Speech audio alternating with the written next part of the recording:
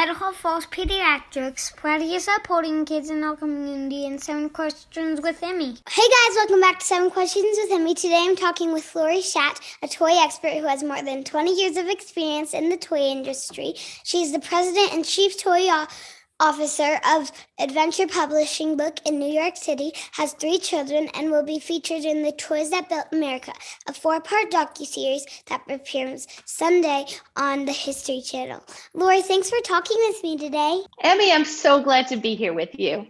I'm so excited to talk with you today about toys, the funnest thing on earth. On Earth, on the whole planet. Yeah. How long have you been working in the toy industry, and how did you get your start? So that is a tricky question, believe it or not. I have been in the toy industry for as long as I can remember because my dad was. So when I was a little girl, I used to hand out his magazine, which doesn't exist anymore. It was called Toy and Hobby World, in the toy building during Toy Fair. Now, Toy Fair is only about 3.5 days every year, but it used to be like 2.5 weeks. And there was a building in New York City that every toy company was part of.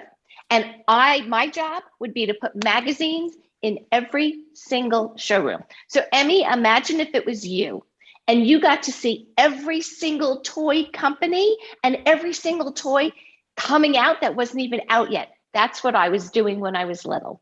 That's cool. Later on, it is cool, right? Later on, my dad started his own magazine, his own company, and his own magazine called The Toy Book.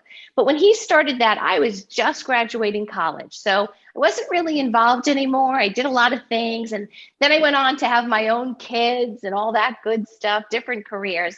And then it was time to do something. And what you're going to figure out one day is that if you get involved in the toy industry, kind of brings you back in. So back in 2003, I think it was, I started running the company for him and doing new things like coming up with the Toy Insider and coming up with events for influencers, for bloggers and YouTubers and media like you. You should come to our event. You would love it. Yeah. So I think all my life, Emmy. Where is the toy event at? I don't know where it's at, but tell me 2 a year, and they're both in New York City. My favorite toy is Barbies and LOL dolls. What are yours? Well, when I was your age, Barbie, all the way. So here's a little secret. I grew up with Barbie too. Barbie is 2 years older than me, but shh, don't tell anyone how old I am, okay? Promise? Yeah. Okay, good. So I loved my Barbie dolls. And when I was little, my grandmother used to make all of the clothes for my Barbie. So she had handmade clothes. And when my kids were little, my mom saved a lot of my Barbie dolls and a lot of the clothes my grandma made. And my 3 daughters used to all play with those Barbie dolls. Do you still have the clothes at your house right now? No, I don't have any of it, but I bet my mom might still have some. Lots of toys are made each year, but some become toys everyone knows and loves. What makes a toy like Barbie so special? You know, it's funny because there was a woman named Ruth Handler, and she's the one who created Barbie. Did you know that Barbie's really named after her daughter, Barbara? Yeah, I've actually read a book about how Barbie was made. Yeah, she's an amazing lady, and there's a lot of people, especially men, that didn't think that parents were going to buy dolls that looked like Barbie because she's like got a grown-up body, not a baby body. But she was watching her daughter play with those paper dolls. She made the real Barbie, and Barbie sold like crazy because kids like me and today kids like you love Barbie. So when I was little, Barbie was kind of just a girl, but you know that Barbie's been everything. Can you think of a single career that Barbie hasn't been? No. She's been everywhere. She's like she could be like a garbage girl or anything like that. Or an astronaut or the president or a scientist. This year, she's a doctor. One of her big new sets this year, she's a doctor that puts casts on on all of your other dolls. So, I mean, she could do anything. Yeah. Right? And yeah, that's the motto. Barbie, you can do anything. That's it. That's exactly the motto. I love it. Don't you? There's a whole aisle for Barbie, just for Barbies. Yeah, there are. And they look different today too, right? You can get Barbies that look like they used to, but then you can get Barbies that look like lots of different people. So I think I think Barbie's amazing. I think she teaches little girls and big girls that they can be anything they want, don't you? Yeah. And you can even get a Barbie that looks like me. You can, I know. Do you have one of those? I don't, but I do have like normal Barbies though. I have like a whole bin full of Barbies. I have a lot of Barbies. You do? How many do you think you have? Probably 50, because the bin's really big. Wow. That's amazing. I have a big dollhouse for them too. Oh, that's fun. That is so much fun. Can you tell me about a toy that was created on accident? I can. So, it was this guy, Richard James. You ever hear his name? Maybe. Okay. So he had an inventor's mind, but he was working on a ship, and this is a long time ago. And he was trying to create something to keep delicate instruments safe when the ship was in rough seas.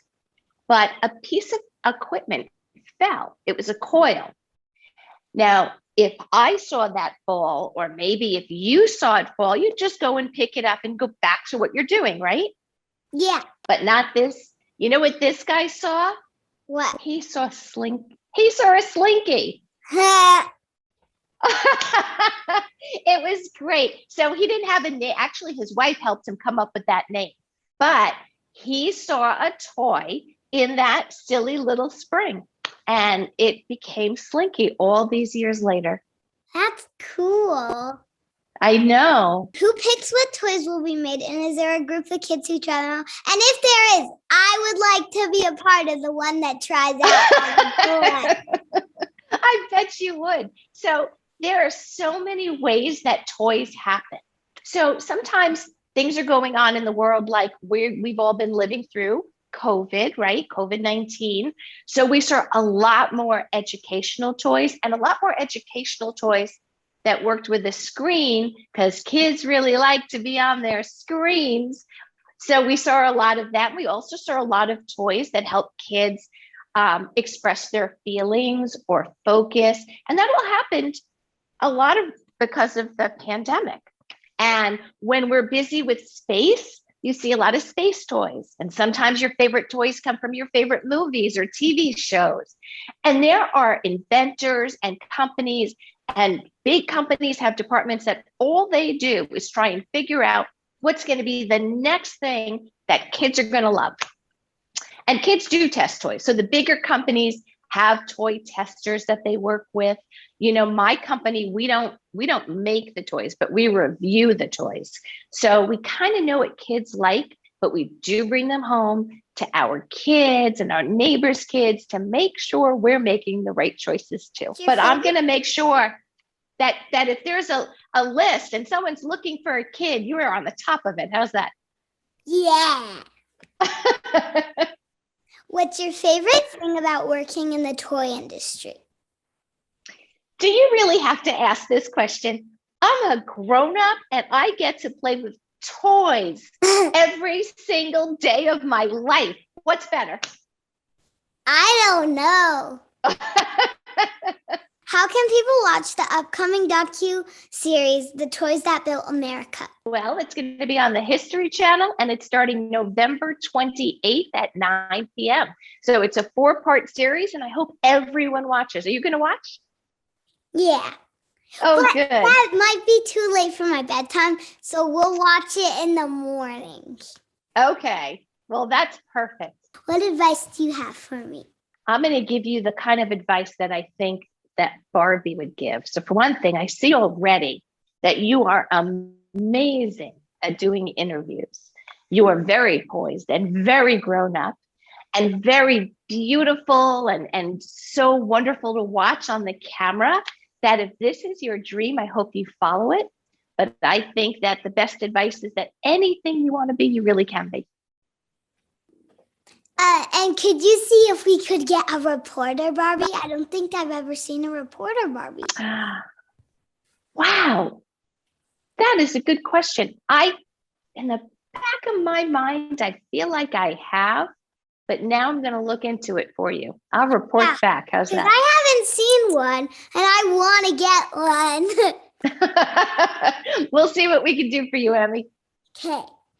Okay. Laurie, thanks so much for joining me today. Don't forget, we post a new 7 Questions interview every Thursday, and you can follow me on Facebook and Instagram.